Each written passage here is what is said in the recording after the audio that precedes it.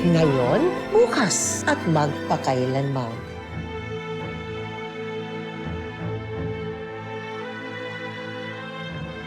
Gusto ko kasi maging pinakamagaling na teacher sa buong Pilipinas. So, tulungan lahat ng mga estudyante na maabot yung mga pangarap nila.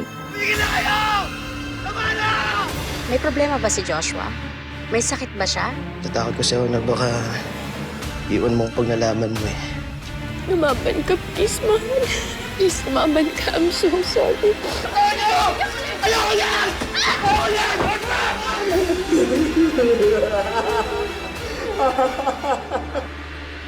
Madalas na ikinakabit sa kwento ng pag-ibig o anumang relasyon.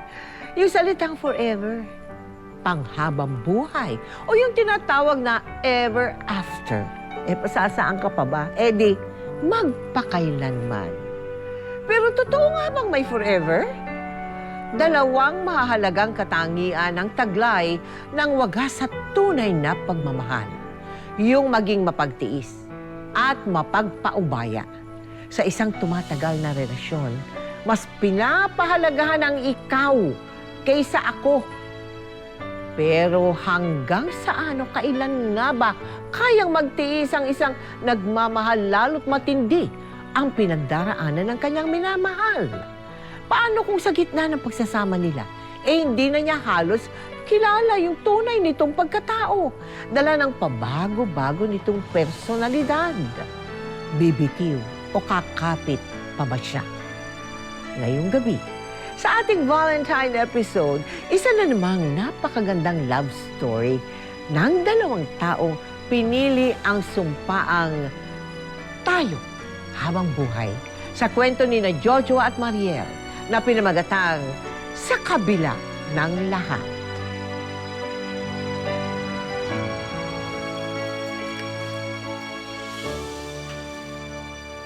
Kain na tayo. Ayun. Kuya, kain na tayo.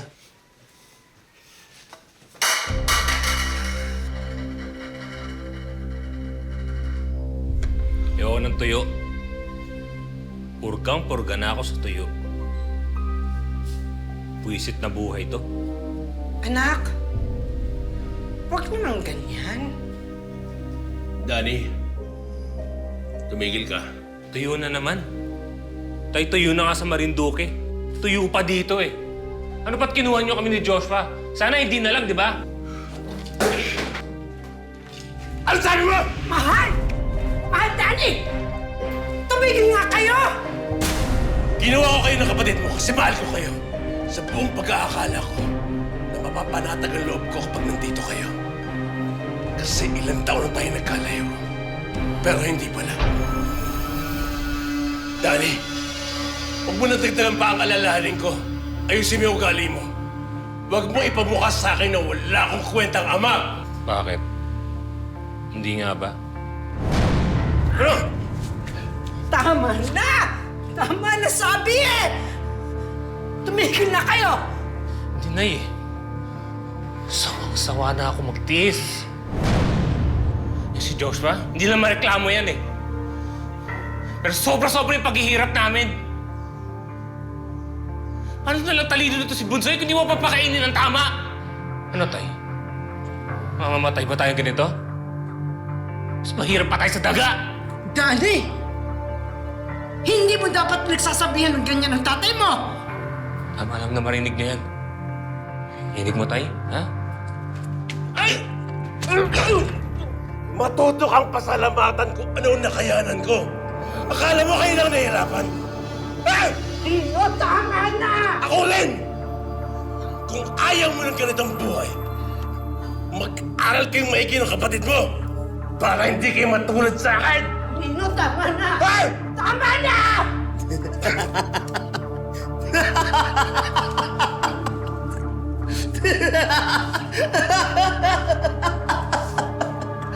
Joshua?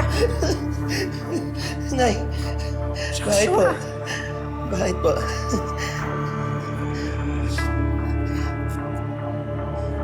Joshua, anong pangyayari ang hindi mo malilimutan nung ikaw ay nasa elementary? Nung nabully po ako ng tatay po ng classmate ko po noon na babae, So, parang nasira ko po yung suklay po ng Classmate kanyang mo? anak, classmate ko po. Tapos, ang nangyari po noon, parang nagalit po sa akin yung tatay, tapos sinabihan po ako na wag kang dadaan sa harapan ng bahay namin. Kasi pag dumaan ka, mayayari ka sa akin.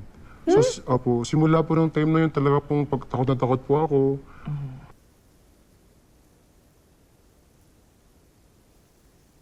Bakit mo sinira ang suklay ng anak ko? Dapat paparusahan ka. Matalino nga. Aning-aning naman. Yun yan eh. Basurero. Sayang yan si Joshua. Weirdo. Kahit na maging valedictorian pa eh. Walang mararating yan sa buhay. Baliw! Baliw! Matalino nga. Aning-aning naman. Valedictorian pa eh. Baliw kasi! Baliw! Baliw! Baliw! Sayang yan si Joshua. Kahit na maging valedictorian pa eh. Basurero. Matalino nga. Aning-aning naman. Kasi! Baliw! Walang mararating yan sa buhay. Baliw! Baliw! Matalino nga. Aning-aning naman. Hindi maipaliwanag noon ni Joshua kung bakit nakakarinig siya ng mga boses sa kanyang isip. Hindi niya ito sinabi sa kanyang pamilya dahil ayaw na niyang dagdagan pa ang kanilang mga problema. Sinarili ni Joshua ang mga kakaiba niyang nararamdaman. Kabilang na ang biglang pag-iiba ng kanyang mood, pagiging irritable, hindi pagtulog at pagkain. Hanggang sa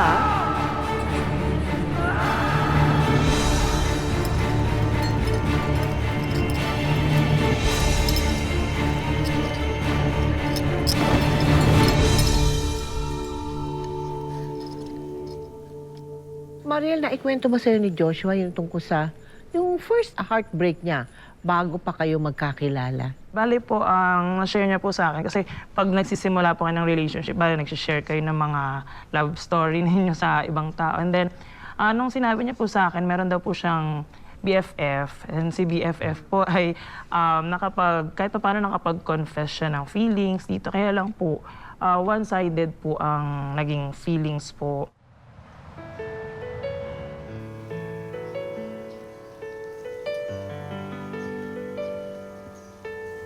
Joshua, okay lang magpahinga, ha?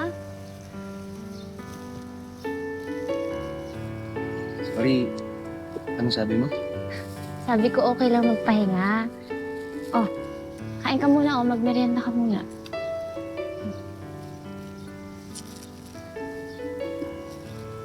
Salamat, Christina.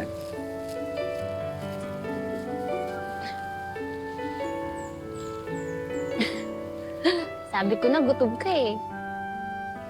O basta Joshua, ha?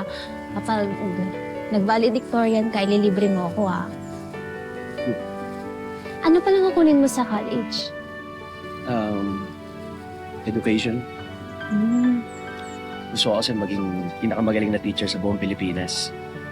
Gusto ko tulungan lahat ng mga estudyante na maabot yung mga pangarap nila. Sisiguraduhin ko magiging engineer sila, doktor, nurse, scientist, presidente ng Pilipinas. Kaya ako silang gabayan na matupad lahat ng mga pangarap nila sa buhay. Ikaw na. Parang gusto ko na rin tuloy mag-teacher. Di ba sabi mo, gusto mo maging accountant? Dati. Eh ngayon hindi na. Gusto ko na maging teacher. So sa college, ako kunin ko education. Bakit? Para maging classmates ulit tayo.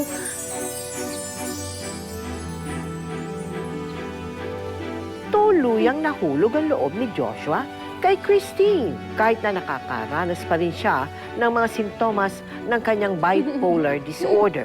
Dahil kay Christine, lalong pinagbuti ni Joshua ang kanyang pag-aaral. Habang papalapit na ang graduation nila, sigurado na si Joshua na masusungkit na niya ang pagiging valedictorian. Pero isang araw, Yung assignment natin sa science, nagawa niyo na? Hindi pa ako tapos. Tapos na din ako. Daming kailangan tapusin. May math pa tayo, Yung math natapos ko siya, pero yung science pa copy ako, please. So, Hindi ko na naman. Kailangan pang review. Joshua!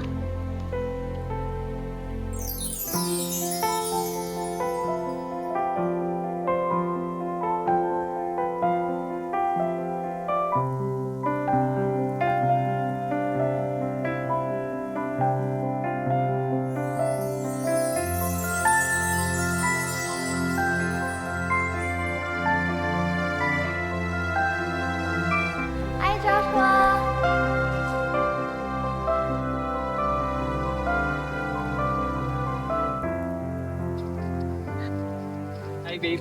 Hi! Namiss kita. So, saan mo gusto magmerienda? Kahit saan.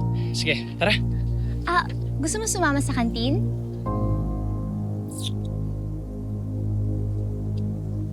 Wasa mo na kasi yung siraulong yan.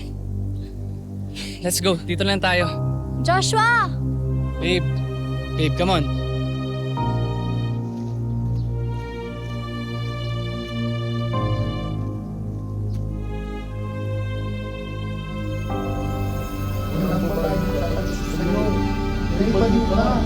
Sino mo ba yung kakagsusis sa mali? Wala magkakagsusis sa'yo. Baliw. Sino mo ba yung kakagsusis sa ito? Baliw.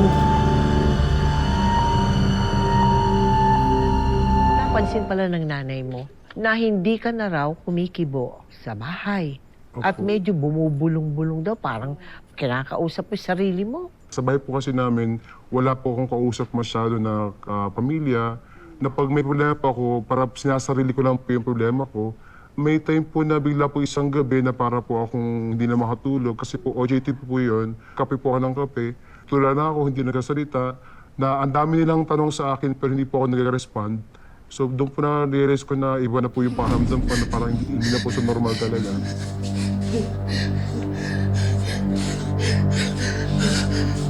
Sino ka ba? Saan tayo pupunta? Ayoko sumama sa'yo! Hindi ko siya pinatayo eh! Wala akong kasalanan! Huwag ako sasaktan, parang awan niyo na! Wag! Tay! Tulungan niyo ako! Hindi ako mapamatay! Joshua! Tay!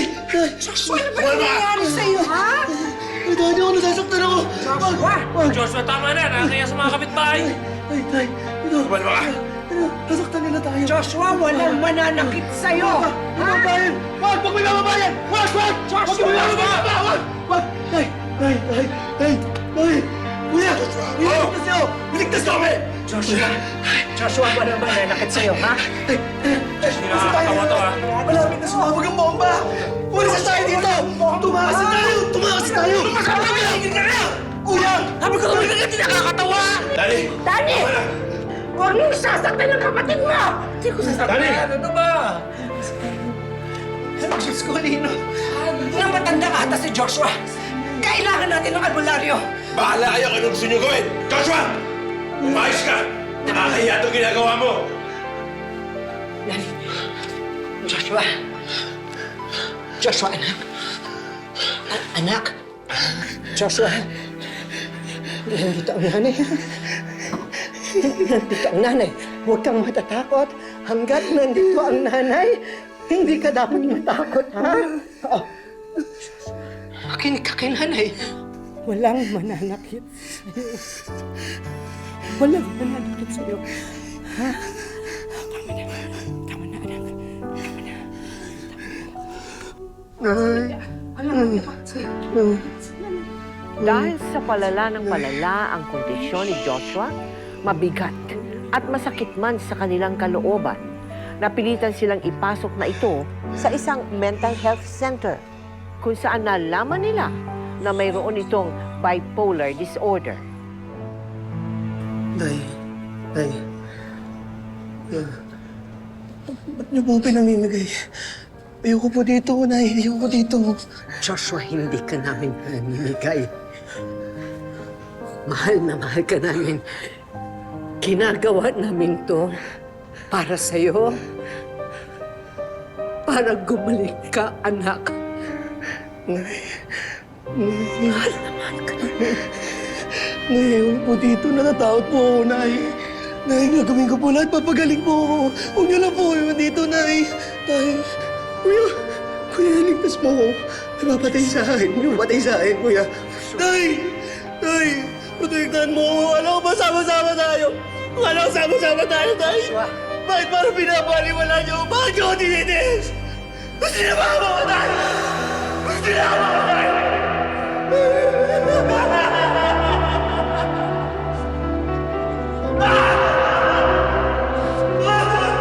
Pamilya tayo, di ba? Pamilya tayo, Nay!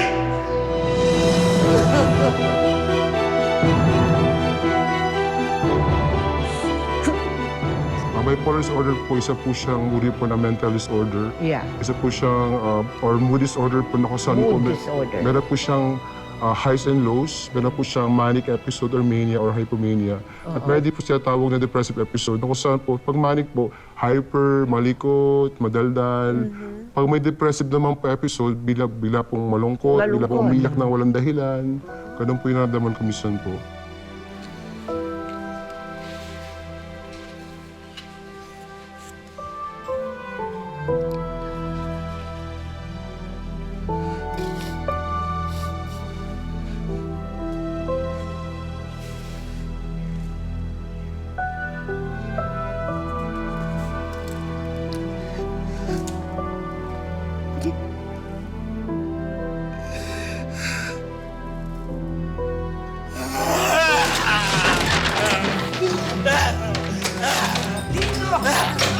Dino!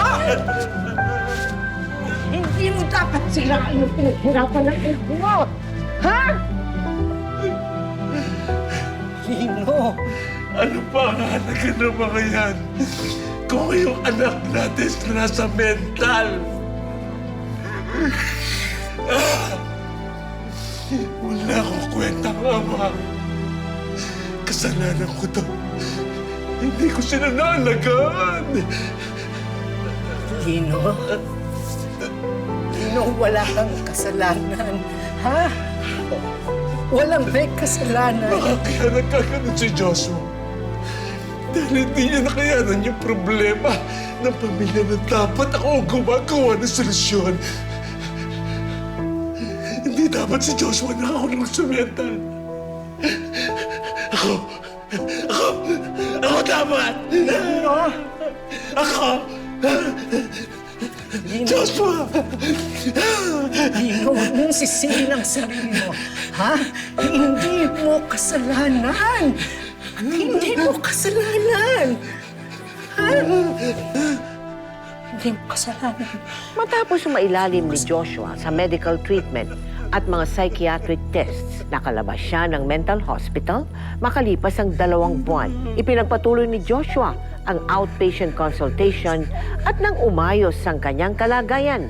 Bumalik siya sa pag-aaral at di kalaunan nakapagtapos si Joshua ng Bachelor of Technical Teacher Education, major in Physics for Technology. Nagtrabaho si Joshua bilang isang high school science teacher kung saan makikilala niya ang babaeng muling magpapatibok ng kanyang puso. Oo, kayo, tingilan Sir Joshua. niyo. Puro ligawan na yan. Ma'am Florenosos. Kahit po. Na-meet mo na ba si Miss Mariel, our new teacher? Hindi pa, ma'am.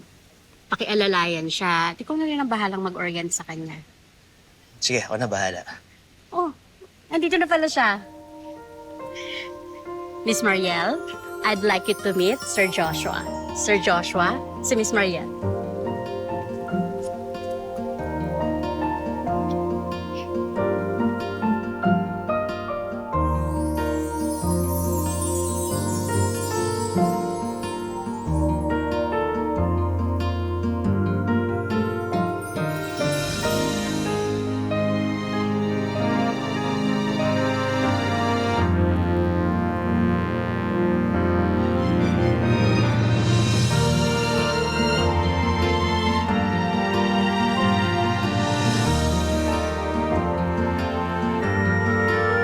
Mariel, pwede bang ikwento mo sa amin paano kayo nagkaibigan ni Joshua? Paano ka niligawan? Alam mo na may bipolar siya. Totally wala pa akong idea.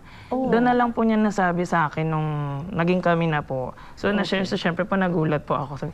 And then, nang simula po, hindi ko naman po alam yung tungkol doon. Wala po akong idea. Hanggang sa parang paunti-unti po nagmamanifest yung mga characteristics. So, parang may iba. Hanggang sa nagkaroon na po ako ng time na sinearch ko na po yung tungkol doon. Kain na tayo. Wow! Mukhang masarap po itong ginisang sardinas ninyo, ah. Oo. Sarap yan. Pasensya ka na. Yan lang ang nakayanan naming ihanda. Alam mo naman, kasi mahirap lang kami. Tay, wala po kayong dapat ikapasensya sa akin. Masaya nga po ako. Kasama ko kayo, tsaka yung mahal ko eh. Yun naman pala eh. Kaya mo pakasal yan. Magbago pa yung isip. Oo. Bago ko sana yayaing magpakasal si Mariel, may gusto sana akong ipagtapat sa kanya. Ipagtabad. Oo, Mariel.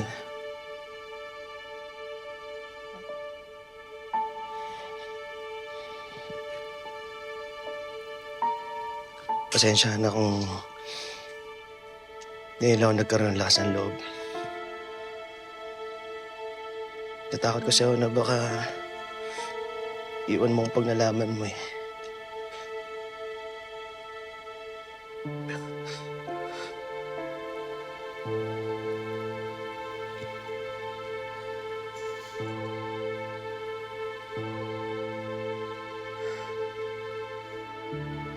Mahal, may bipolar 1 disorder ako. Na-confine na rin ako sa mental hospital at may tinitake akong medicine para ma-manage yung kondisyon ko.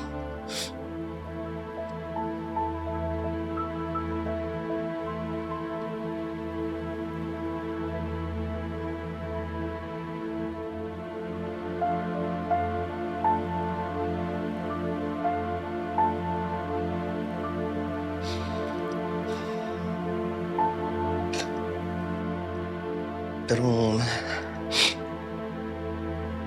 kung makipag-break ka sa akin, maintindihan ko. Mahal. Naalala mo yung pangako natin sa isa't isa. Nung sinagot kita, ay sabi natin, walang iwanan, di ba?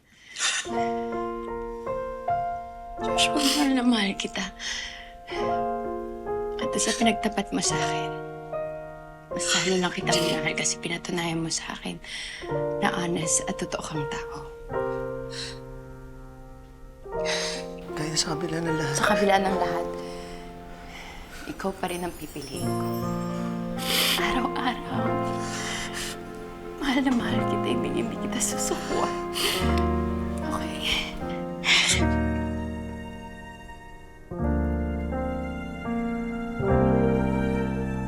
Tinanggap ni Mariel si Joshua at sinuportahan ito sa pagpapagamot para makontrol ang sakit niya. Nagsilbing sandigan at lakas siya ni Joshua sa tuwing inaatake ito ng manic episodes at depresyon. Marami ring tutol sa pagmamahala nilang dalawa, pero sabay silang nakikipaglaban habang patuloy na nagsasakripisyo para sa isa't isa. Makalipas ang ilang buwan, nag-resign si Mariel sa pagiging teacher at nagtrabaho bilang isang call center agent. Hindi pabor si Joshua sa desisyon ni Mariel at nagsimula siyang maging insecure, praning at sobrang pagkasaluso. Mahal! Mahal! Ano? Ha? Mahal! Tama na, tama na! Mariel, ano ba nangyari dyan sa boyfriend mo? Napakasiloso! Sa susunod na makita ko kasama mo girlfriend ko, babalik ko leg mo! Tama na, Jacob. Babalik ko leg mo! Sorry. Ano? Halika dito, ano? Tama na, mahal! Huwag ka pala eh! Ano ba? Mahal, ba't ka ba nagkakaganyan? Dahil ba hindi ka nakainom ng gamot mo? Hindi ko nasisira ng ulo, Mariel. Kitang-kita ko, niloloko niyo ako! Kitang-kita ko, niloloko niyo ako! Hindi kita naluloko.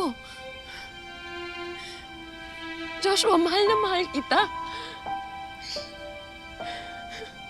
Nung nalaman ko yung tungkol dyan sa sakit mo, hindi ako nagdalawang isip na ipaglaban ka sa pamilya ko, pati sa ibang tao. Alam mo yan. Mahal, pati yung takot ko.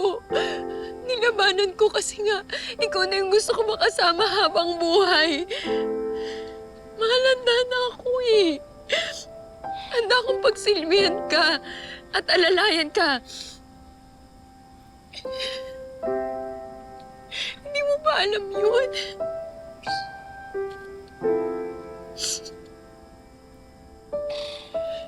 Sorry. I'm sorry, Mariel. Hindi ko naman kasi ginusto magkasakit ako eh.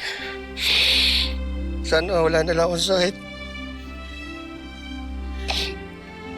Pinisikap ko namang gumaling eh. Pero di talaga kaya. Di talaga kaya. Kaya mo. Kaya mo.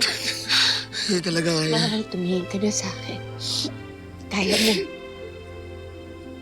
Nalaban ka. Yun yung lagi mong iisipin, ha? Nalalaban ka para sa akin, sa pamilya mo, at sa mga bubuo nating pamilya. Lumaban ka, please, mahal. Please, lumaban ka. I'm so sorry. I'm sorry. Sorry. Ano yung mga napansin mo sa kanya?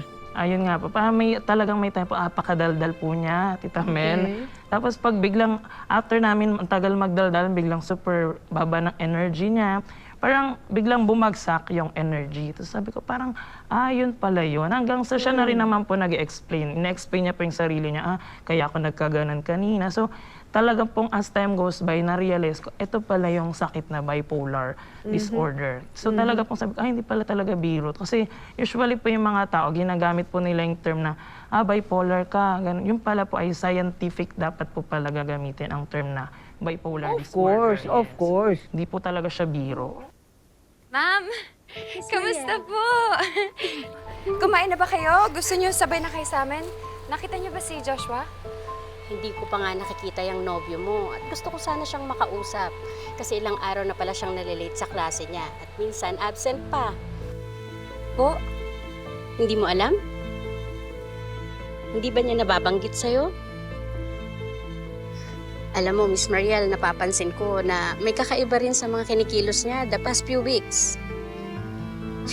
May problema ba si Joshua? May sakit ba siya? Ay, ma'am, si Sir Joshua po nandun.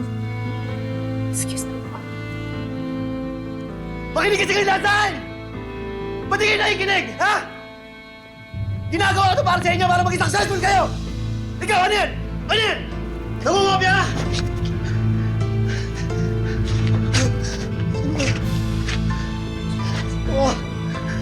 Mahal.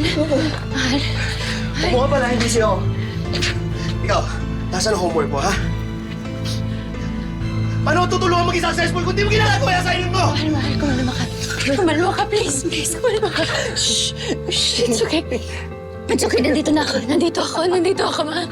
Joshua, ako pa. Mahal.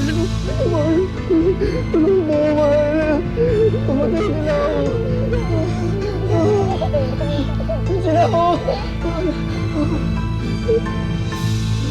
Kumalma ka. Mahal, kumalma ka. Ako pa. Sino kayo?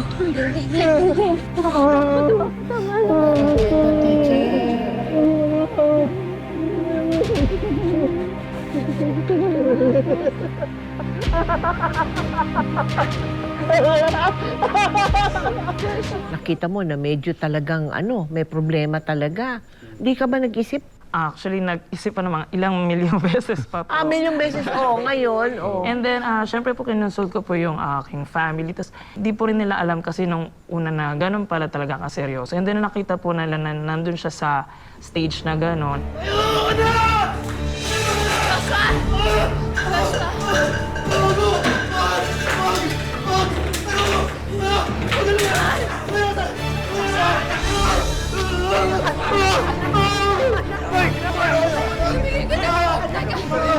Yung gamot niya!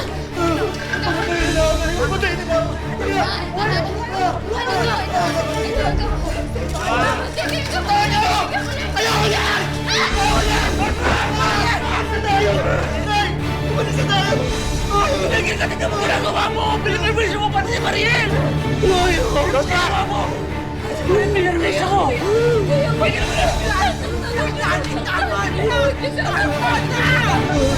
Tama na! Huwag niyo na sasaktan si Joshua. Pakiusap-iwalay mo yung kapatid ko. Wala ka kinabukasan dito. Bakit hindi pa kayo kasal? Isa naman abandonahin mo siya pag mag-asawa na kayo at may anak na kayo. Ngayon pa lang, Mariel. Ngayon mo na siya, please. Kuya, hindi ko siya iiwan. Kahit kailan hindi ko iiwanan si Joshua. At wala makakapagpahiwalay sa amin, hindi ikaw, hindi ibang tao. Kahit yung sakit niya, hindi niyo kami mapaghiwalay.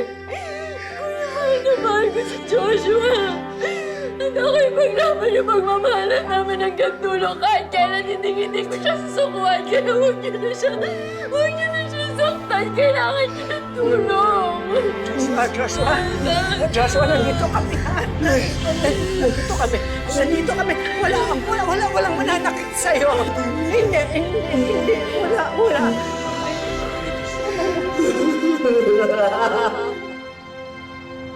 Hindi ako baliw! Huwag niyo ako marusahan. Wala namang ginagawa masama eh! Wala namang ginagawa masama eh! Mahal! Hindi ako baliw! Wala namang ginagawa masama eh! Huwag niyo ako marusahan!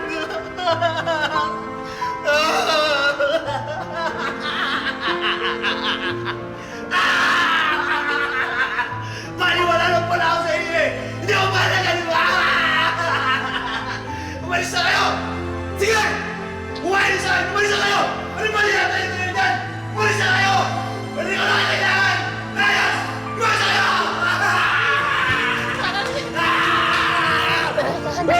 Tahan. Galing ka. Gagaling ka. Ayun yung isipin mo. Gagaling ka para sa amin. Umalis ka na! Alis! Alis! Sige! Iwan niyo na ako!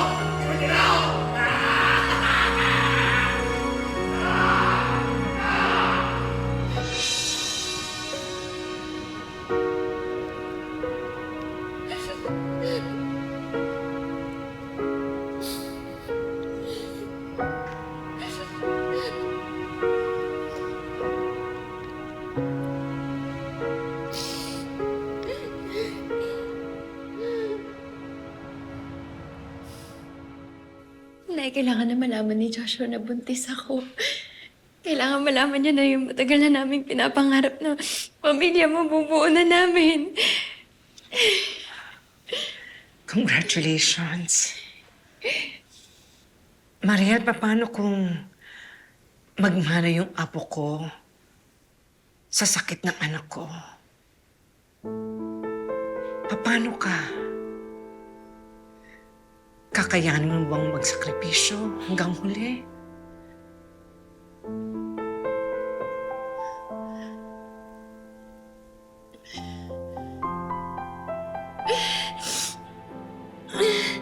Mariel? Nay, sakit. Ha? Nay, masakit. Mariel? Mariel! Nay, masakit. Dinudugo ka! Dino! Dani! Tulungan niyo kami! Nay, punta tayo ospital, Nay. Dani! Mariel, nung nagbubuntis ka, ano-ano naman ng mga bumagabag sa kaisipan mo ng iba na eh, may dala-dala ka na eh. Apo. O, paano yun? Paano pag nagka-baby? Kasi sabi nga po niya, pwede daw pong ipasa ang mamana. So, yun po yung number one problem. Ang tayong nagagawa lang po namin talaga ay mag-pray. Sabi niya, kailangan mag-pray lang tayo. Baka hindi naman ma-manifest dun sa baby.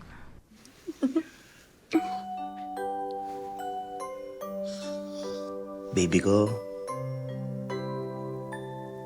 pasensya ka na ha. May sakit si Papa eh.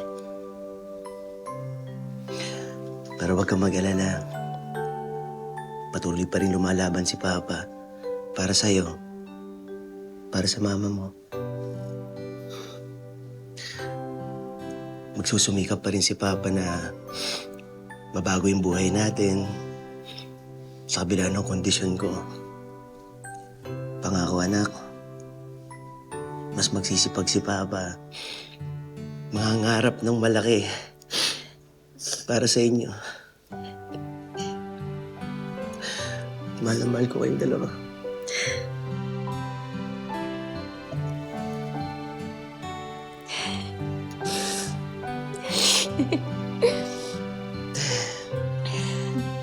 Kuha lang ako ng tubig. So, si pa siya. Hindi pa? Talaga? Pakiramdaman mo. Thank you, Tay, tsaka I gising pa love you nga, oh. daw. Thank you, tsaka I love you din daw. Di ba, Nay? Apo, aalagaan kita.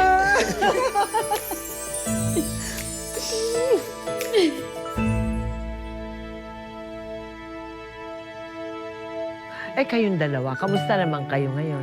Nagtuturo ka pa? Yes po, opo. Oo, and ikaw din, Yes, Marian. po, Oo. tuturo pa rin. Oo. Kamusta kayo? Thankful po kami kasi po na-discover po namin yung talent niya na hosting. Isang bagay na pwede ko pong ma-share sa iba, yung maging consistent ka lang po dun sa pinangako nyo. Kasi unang-una po sa lahat, talaga napaka-importante po na nandyan ka and consistent ka na kahit ano yung pinagdadaanan nyo. Just always pray po na malalampasan nyo lahat. And I believe din po na bilang yung pagmalagbahal po tayo, we love the person that is imperfect. Na we love the person that is worth for a struggle. We love the person that is worthy of love and belonging. Ito po yung asawa ko po. Nako ha. At talagang forever. Yes po, Forever and po. ever. Talagang forever and ever, may ever pa ha. Wala nang sukuan. Meron kang gustong hilingin sa asawa mo? Ngayong Valentine's Day. Siguro yung hinihiling ko lang po sa kanya, maging masaya lang po siya sa relationship namin. And then, maging mas mapagmahal pa kasi super loving po niya, hindi lang sa akin, sa family ko, sa family niya. Ikaw, Joshua, anong hihilingin mo ngayong Valentine's Day? Ang hiling ko lang po siguro sa asawa ko na mas marami po siyang mga bookings po. Kasi po, she is perfect for me po talaga eh. Parang lahat po sa kanya na. Talaga? Opo, kasi- Wow! Opo, talaga. Ang sarap opo. magpakinggan nun, Kasi Mariel. sobrang blessed ko po na hindi ko alam paano po ako nag-deserving para to have her po in my life. Ah, Yes po. talaga Di mo. ba naiyak na ako? Thank you very so much. much. Happy Valentine's Happy Day. Valentine's Day po. Love never fails. It endures all things. Yan ang itinuro ni na Joshua at Mariel sa kanilang pagmamahalan. May umunawa at may nagsikap para magbago. Maraming relasyon ngayon ang dumadaan sa matitinding pagsubok. May mga sumuko na at may patuloy pa ring lumalaban.